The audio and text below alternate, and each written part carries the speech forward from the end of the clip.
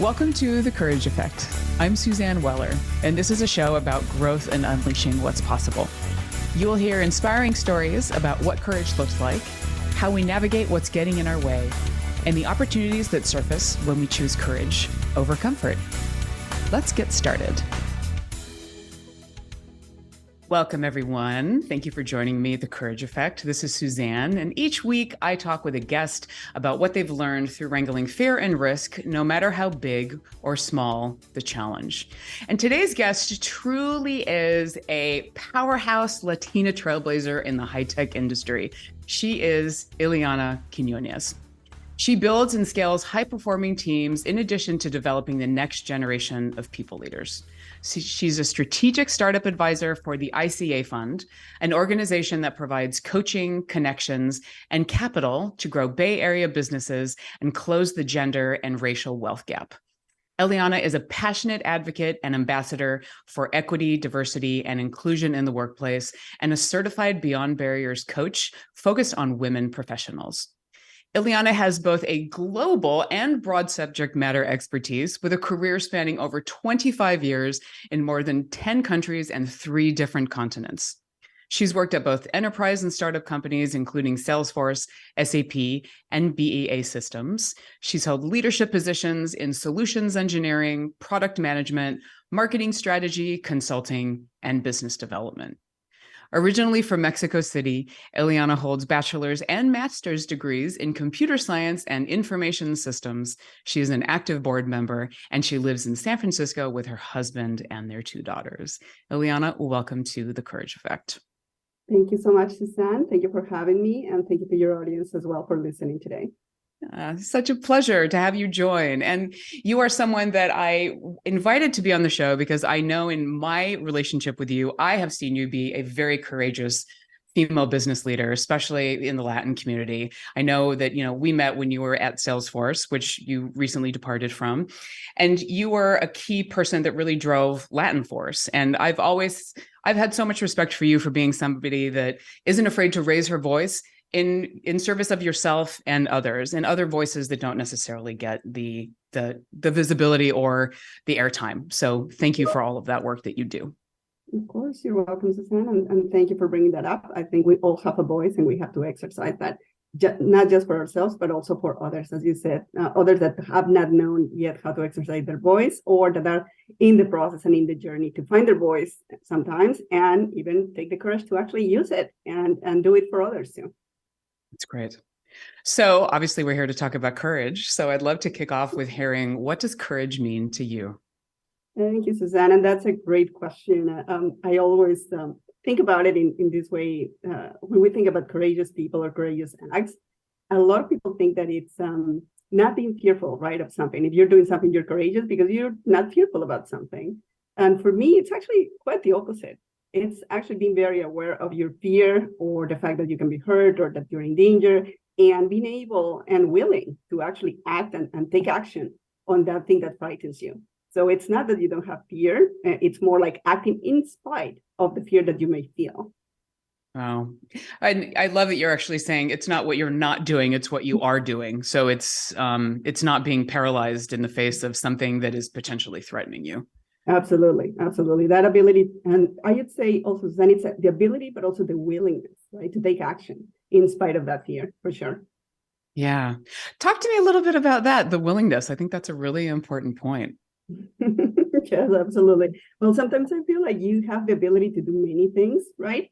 But the willingness may not be there because either, again, you may be frightened, you may be fearful of consequences, or you may just be like too down, like too sad, too impacted by something that you are not willing to do it, even if you could, even if you had the ability, right? So I think that's why, for me, courageous things really have to take those 2 dimensions, right? One is the ability to do it, and that will require sometimes moral strength, moral wisdom, right?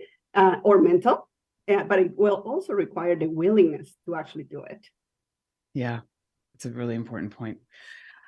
I wonder, with your upbringing, I mean, obviously you've lived in different countries, you've worked in a lot of different organizations, but I'm curious for you growing up, what were the things that really made you courageous? How were you encouraged to Gosh, step into that willingness? oh my gosh. Well, I am raised a traditional Latina, as you mentioned in the introduction, and originally from Mexico City, family of three women, three girls. I'm the eldest of three. My mother's family is pretty much all women, so her siblings are most of them women. And I think courageous things or the courage actually came early on for me, all the way from being in a family who we were not rich or anything. And we had to sometimes actually start working right at the early age of 8 or 9, doing things that were just at home with the family business and stuff like that. And require some courage, right? I'm fearful or frightened about, I don't know, going and using the machines in the factory that my family had, and all the way to, can I say that I'm working when I'm at the school and stuff like that? I don't know, some simple things like those, right? And then, of course, later on, when I was a teenager, then my parents separated, they got divorced, and of course, the fear or being frightened about like, what does this mean, right, for my family, for my younger siblings, and how to go about venturing into that, owning the fact that, well, this is a transition for the family, and what's my role in it? How do I understand it? How do I give myself grace to maybe fear, upset, anger? Why does this have to happen to our family?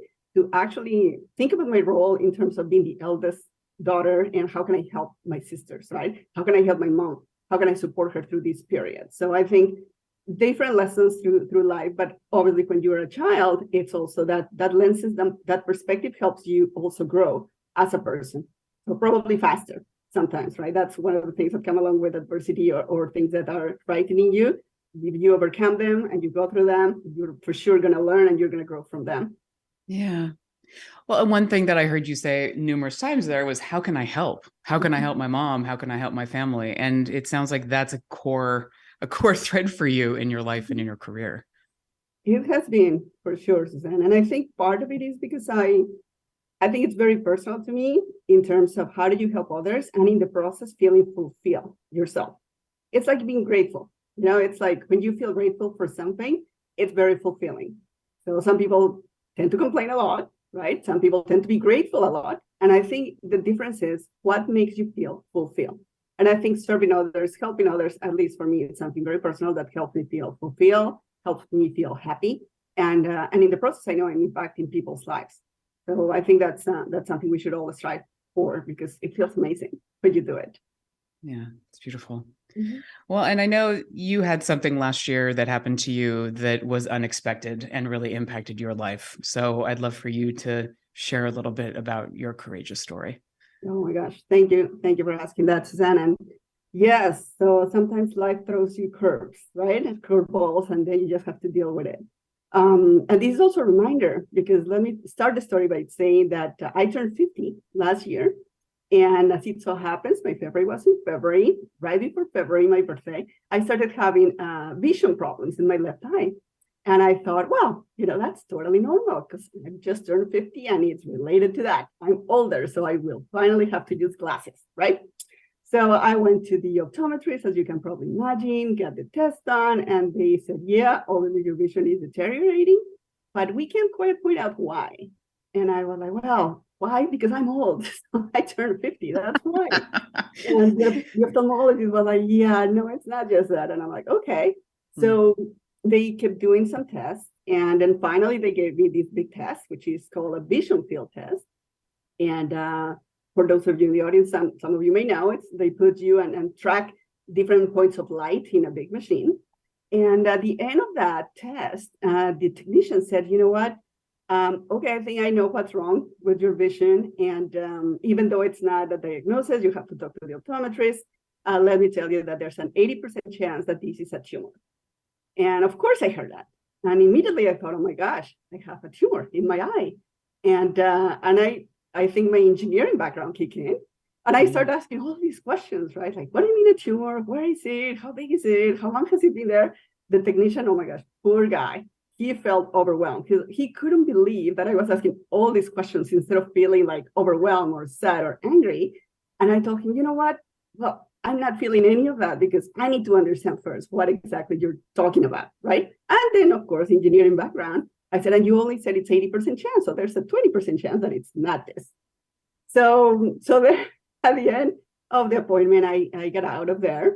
Of course, reality starts kicking in. I called my husband and I said, hey, well, I need you to pick me up because I'm feeling kind of like weird. So my husband picks me up and I tell him, well, the diagnosis is a tumor.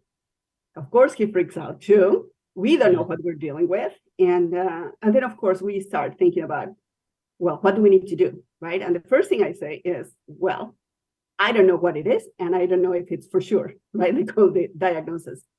So anyway, so to bring a long story short, the diagnosis was confirmed about a month after that. I got 2 second, third, fourth opinions, actually, from people here in the Bay Area, people in New York, doctors I knew or I was referred to. And at the end of the day, the diagnosis came up as a brain tumor, and that's called a tuberculum cell meningioma. So for those of you who may be familiar in the audience, a meningioma is the most common type of brain tumors that you can have. But the one that I had, it's very specific, and it's a very small percentage of meningiomas because it's located right below your optic nerves. It's pushing the optic nerves, and that was what was causing the actual vision loss. So that was my diagnosis, Suzanne. And at that point, I said, okay, so it sounds like I do have something in my brain or below my brain technically, and I have to deal with it, and I have to take it out. Yeah. Wow. I mean, talk about being blindsided by something, but then also, I mean, the interrogation of the technician is also interesting, just based on your background. I know we need to take a break, so let's leave for a minute, but I'd love to come back and hear a little bit about what was next. Obviously, getting past that initial shock, and what were your steps after that. So let's come back in a minute. We'll be right back, everybody. This is Suzanne, and you are listening to The Courage Effect.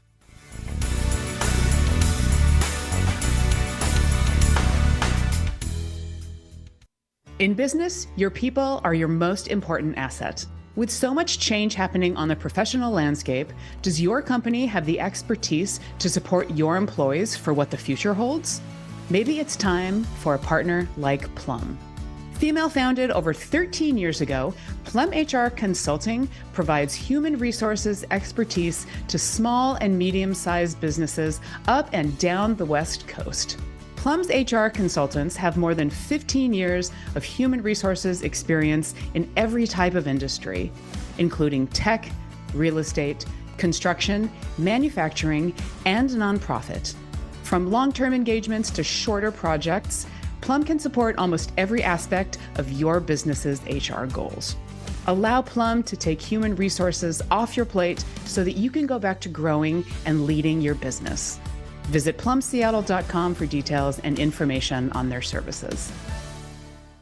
Alternative Talk 1150 is your sports organization's safe bet when it comes to airing your team's games. Our players are all seasoned professionals when it comes to sports programming. Imagine your games being heard on local radio. Your team deserves the MVP treatment. Call 425-653-1150 today to learn how affordable and fun it is to broadcast your games on the radio. Call 425-653-1150 and make your next season something special. That's 425-653-1150.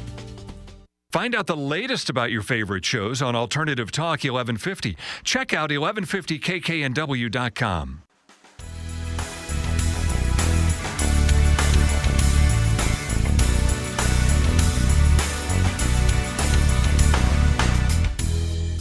Welcome back to The Courage Effect. This is Suzanne Weller, and I am in a great conversation with Iliana Quinonez, who is sharing a story about turning 50, having some vision issues, and actually finding out that she had a brain tumor. So obviously a hugely impactful piece of news to get in your life. Talk us through what happened next. I'd love to hear about getting beyond the initial reaction and then how you got to where you are today. Great. Thank you, Suzanne. Yes, it was very shocking news. I think after the diagnosis, the next step was, what do we do with it, right? Just understanding what were my options. Obviously, I felt anger, I felt anxiety, I felt frustrated and sad too, because I didn't know what the impact was going to be, not just to me, but also to my family, my husband, my daughters, right? So the first thing I did is educated myself. We immediately went to get the opinions about the treatments. It ended up being, the treatment is removal of the tumor. And there was no other option because if we didn't remove the tumor, these tumors grow through time and they cause full blindness. So obviously that was not an option, right? I had to take it out. So then it was about where do we do this? So we did all the medical research and the different hospitals, the different experts. And we landed up here in the Bay Area with a fantastic neurosurgeon, Dr. Chow, whom I will be forever grateful. He did a fantastic job. So we decided we're going to do this surgery. It was called a craniotomy, full craniotomy. And there were two different options, but we decided for different reasons, we'll do the craniotomy, which basically involved opening, obviously, the skull, removing the tumor, and then hopefully hoping that everything went well with the surgery.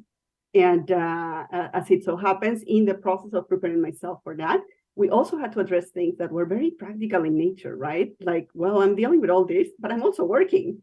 So what am I going to do? Am I going to keep working? When do I tell people about it? When do I tell my family about it, right? How much do I tell my daughters about it? So I can tell you it was a very intense process, a lot of preparation. And again, as a good professional engineer myself, the one thing I did throughout the entire time was educating myself. I guess I felt like I had gotten like a master's degree in meningioma tumors by the time I got to my surgery. And but that gave me actual peace of mind, Suzanne, because I knew what I was dealing with. I completely understood it. I completely understood all the statistics. And that gave me the data and the confidence also to talk to people about it, feeling more comfortable doing it and owning it because it was part of my story, right? So owning my story and what was going to happen to me, it was something that really gave me the courage to actually go and have those tough conversations, right? So then, of course, I had to tell my people at work, my manager, the head of my organization, who were very gracious, supported me all through the process. It was fantastic. We started working immediately on a transition plan because my surgery was fast approaching. So we had to put together a timeline and all these things. I had to talk to my direct reports, not to my team at large, just my direct reports initially. And then, of course, I had to tell my family. So I had to tell my mom, who, by the way, also suffered from a meningioma many years ago. She had 2 brain surgeries actually throughout her life. And initially we thought, okay, this is totally genetic, right? And only to find out that no, these tumors, by the way, are not genetic. It's just bad luck, that's the way the doctors put it. It's just bad luck that your mother had it and that now you have to deal with it. And then, of course, it was a period of preparation and educating myself about how to talk to my daughters about it. My daughters are older, so they are teenagers. And while they can process a lot of things, we knew that this was one thing that they could not necessarily process that well if we disclose the full information, especially around the risks of the surgery, right? So my husband and I were very intentional about having conversations with them, explaining what was happening, explaining that mommy needs a surgery, that everything will be fine, that of course it's a complicated surgery, but that things will be okay. And this is important, Susan, because I think when people are facing a tough situation, sometimes it's very easy to just feel a victim, right? And surrender yourself to the fear or the anxiety or all that, or the anger too. And I think for me, keeping not necessarily an upbeat momentum, but keeping hope and being optimistic about the outcome of this process and this surgery was super important, not just for me, but also for my family. So that's when I talked to my mom, when I talked to my relatives in Mexico, it was more like, I'm going to be okay, guys. Like, and I want you to be strong for me, but know that we will be okay. So that part was a little tough. I can't lie. So it was tough because at times I was not feeling optimistic or hopeful. Yeah. In fact, one thing I did throughout the process was record myself. So I would take these meditational walks in the evening. I have a little dog, a King Charles, lovely doggy. Molly is her name. And I would walk for about half an hour every day in the evening. And sometimes what I would do is just document myself with my phone and in a video, just saying like a minute or two about how I'm feeling, kind of like letting it all go out and knowing that, hey, nobody's going to see this, but it's a way for me to decompress right at the end of the day. And that was very helpful through the process. I'm curious, have you saved those recordings? Have you done anything with them? I have them. I haven't done anything yet with them. Initially, I thought, oh, this is great. I can do a documentary series of this. But no, I haven't done anything, Susan, yet. At some point, I may go back to them, or even my daughters, right? They may actually see them someday. Yeah, but they're there if you want them. Yeah, totally. Yes. And then, of course, to your question about what was next. So, of course, then as we get closer to the surgery, which happened at the end of June, so it's going to be my 1-year anniversary soon. then I had to tell the larger groups, right? So I had to tell my entire team at work. I had to communicate what was the transition plan, what we were going to do. Everybody was shocked. So you need, and you need to realize this, when you're facing something tough, one thing is how you react to it, and a very different thing is how people will react to it, right? But one thing is super important. You cannot go at these things alone. So I would say you need to trust the fact that people are there for you and people are willing to help you. So I would say, don't go at it alone. So people would be very helpful with me at work. We put the plan together. We got to the transition time. I decided to leave work 2 weeks before my surgery so that I could take some mental time for myself, to be with my daughters, to be with my family. We took care of all the practical things at home. And I mean, all the practical things, Suzanne, which included anything from updating our trust, our will, our life insurance, the whole thing. I actually had to write letters to my daughters just in case something happened during the surgery. So that was tough, but had to be done, right? So it's a practical thing that I would also encourage people, when you have tough things to deal with, don't avoid the tough conversations, because the tough conversations have to happen no matter what. So it's better to address them and know that you can have those with people that are going to be empathetic and are going to be there for you. So fast forward to the surgery in June, which brings me to another interesting point, which is humor. Humor, super, super important to bring it up when you are going through tough situations and you're very fearful, right? So my quick thing about humor is that, as it turns out, my tumor was not in the traditional form of a blob. It had the shape of a kiwi bird. If you're familiar with kiwi birds, they have really long beaks, really big bellies, and my tumor looked like that. And the size of the tumor was about 3 centimeters, so which was the size of a nut. So I call it the kiwi nut.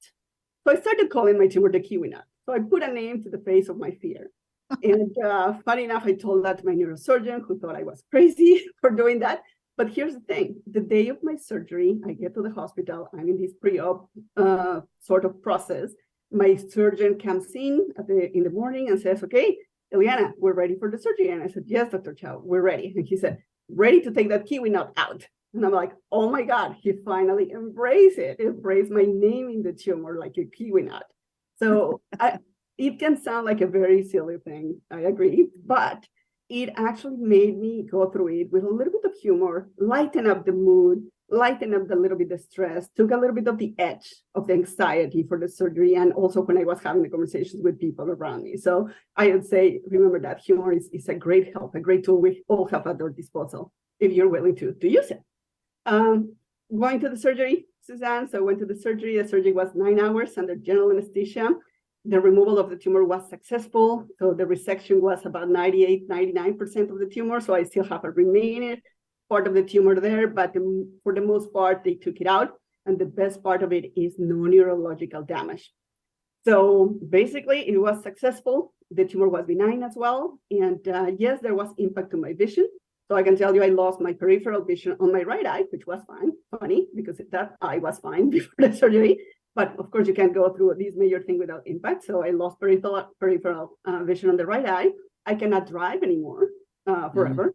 So that's a tough one. But again, embrace it, own your story. I feel like, you know what, all things considered, I'm super grateful that the surgery went well. There was no neurological damage. My recovery went fantastic. And I went back to work 3.5 months after my surgery. That's incredible. Mm-hmm.